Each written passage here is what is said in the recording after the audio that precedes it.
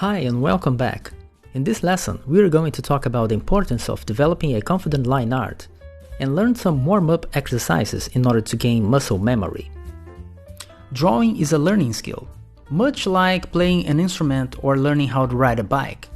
It demands practice and time.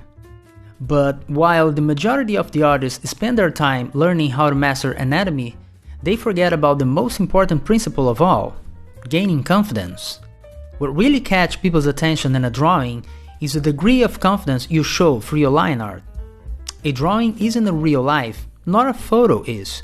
Therefore, real-life elements such as textures and gradients need to have a graphical representation through the pencil. And that type of interpretation varies from artist to artist. It's what we commonly know as a style. So our main goal is to explore the energy out of the line strokes, rather than trying to make perfect real-life representations. So let's start with some basic mistakes that indicate a lack of confidence in an artist's style. The first one is the feathery lines.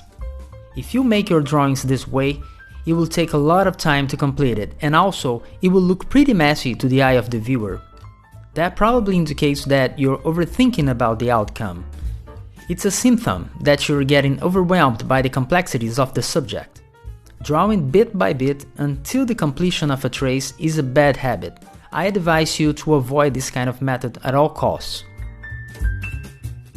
The second way to show insecurity in your line art is to hold on your hand pretty tight in order to avoid mistakes.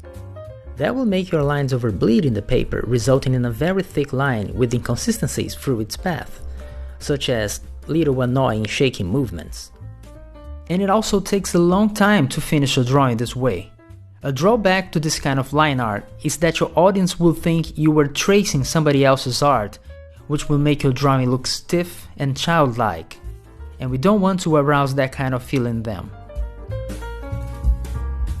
So the best way to make a confident line art is to draw really loose and fluid, avoiding to lift up the pencil off the paper too much. It's important to complete the stages of a drawing using the smallest number of lines possible. So if you're about to start drawing the head using a circle, draw the complete circle with just one line. If it's not perfect, draw the same line once more. Repeat the process until you feel confident enough to jump into the next stage. This will make you gain confidence by thinking more about shapes rather than spend your energy worrying about the final result. Always try to work from light to dark, from general to specific, from minimal to detailed.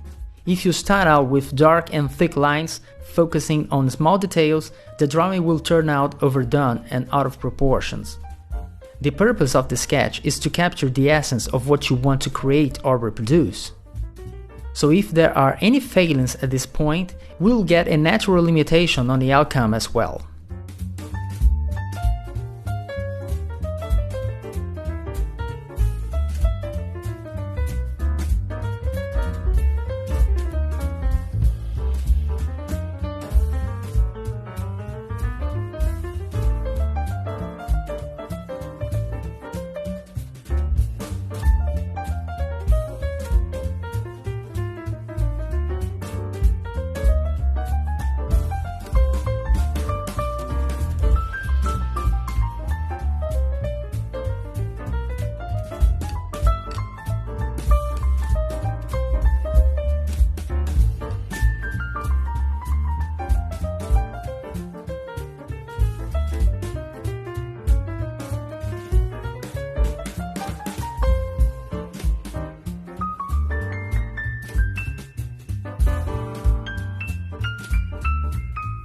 There are some exercises you can practice in order to develop muscle memory. It's all about repetition until you can do it naturally, without thinking. As a warm-up exercise, you can start by putting a few dots on the edges of the paper and practicing connecting them with the solid and fluid strokes.